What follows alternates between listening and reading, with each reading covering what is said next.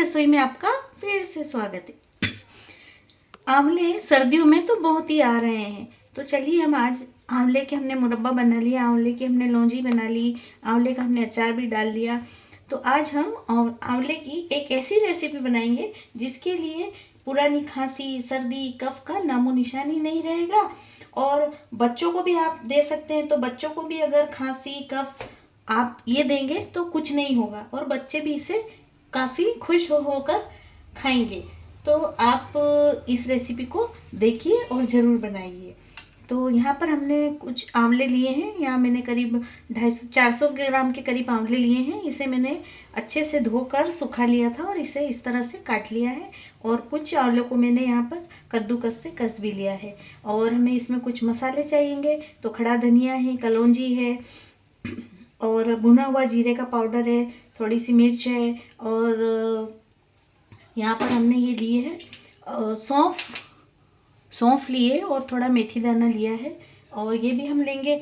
और साथ में हम इसमें अदरक और थोड़ी सी हल्दी भी डालेंगे, क्योंकि ये सर्दी खांसी के लिए बना रहे हैं, तो अदरक और हल्दी तो इसमें काफ़ी असर करेगी। तो इन दिनों हल्दी भी बहुत आ रही है, तो मैंने इसे हल्दी को भी छील कर और पानी में रख दिया था, वरना ये काली पड़ जाती है। और अदरक को भी मैंने छील लिया है, इसे हम कद्दूकस कर लेंगे दोनों को।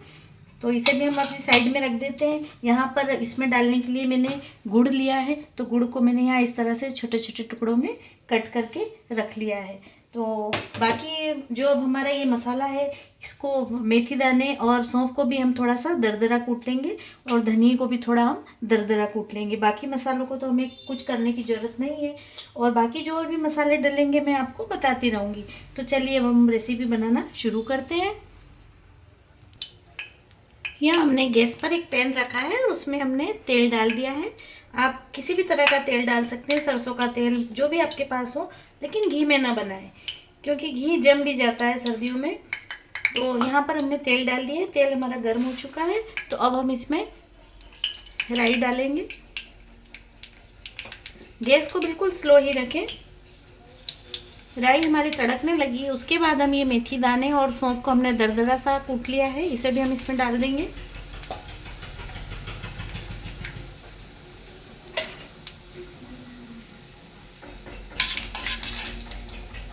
और साथ ही हम इसमें ये हमने इसे सूखे धनिए को भी दरदरा सा कूट लिया था, इसे भी हम इसमें डाल देते हैं।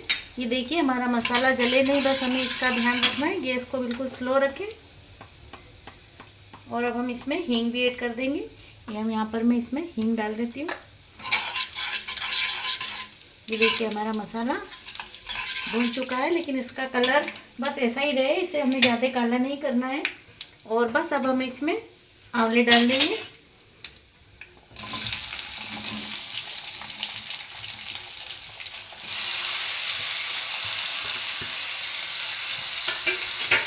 आंवले डालकर हम इसे अच्छे से मिक्स कर लेते हैं और इसे हम करीब 4 से 5 मिनट ऐसे ही बनने देते हैं, क्योंकि थोड़े से आंवले हमारे गलने भी लगेंगे और थोड़े से इस पर स्पॉट आ जाएंगे। तब तक हम इसे 2 से 4 मिनट में ये अच्छे से सीख जाएंगे। ये देखिए आंवले को भूनते हुए 4 से 5 मिनट हो गए हैं, मैंने इसे ढक भी दिया था। तो चलिए अब हम आगे इसमें गुड़ ऐड कर देते हैं। तो यहाँ पर मैंने गुड़ लिया है, उसे कर दिया था और अब हम इसे डाल देते हैं। इसे बारीक टुकड़ों में कर लिया था और डाल देंगे। आप चाहें तो इसमें चीनी भी ऐड कर सकते हैं। गुड़ डालने के बाद भी आप इसे अच्छे से मिक्स करें।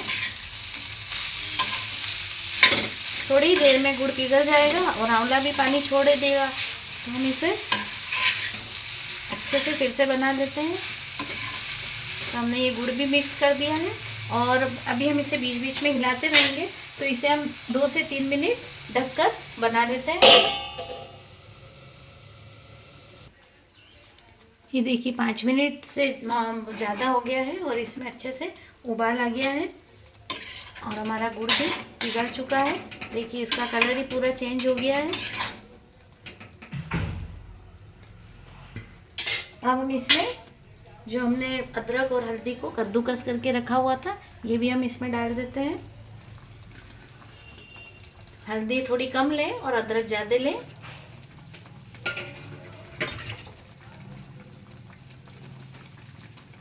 इसे भी हम मिक्स कर लेते हैं और थोड़ी गैस को हम थोड़ा तेज कर देते हैं।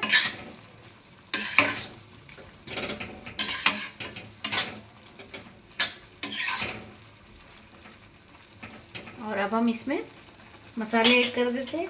जो हमने भुना हुआ जीरे का पाउडर रखा था वो हम इसमें डाल देते हैं। लाल मिर्च डाल देंगे। यहाँ मैंने कश्मीरी लाल मिर्च और सादी वाली लाल मिर्च को दोनों को ही डाल दिया है। थोड़ी हम कलौंजी भी डाल देते हैं। साथ ही हमने काला नमक भी डाल देंगे।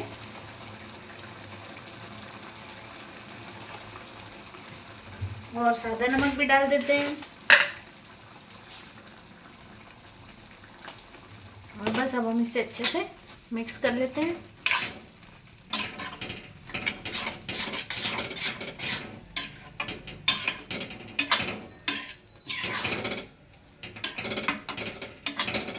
और इसे हम 1 से 2 मिनट और बना लेते हैं।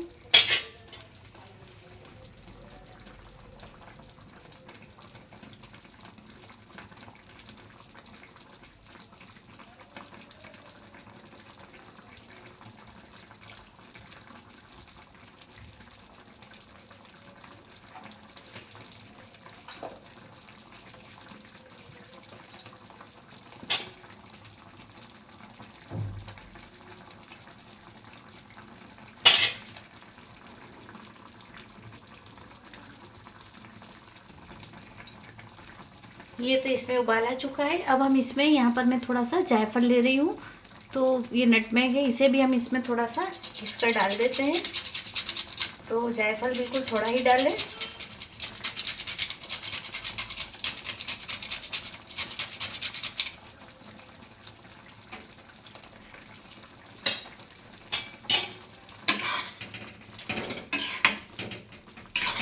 तो ये अब हमारे आंवले की सर्दियों में खाने वाली, आप समझिए इसे दवा ही एक तरह की है, या ये च्यवनप्राश की तरह भी हो जाता है। आप इसे खाएं और बच्चों को भी ज़रूर दें। तो बच्चे तो इसे खाकर बहुत खुश हो जाएंगे।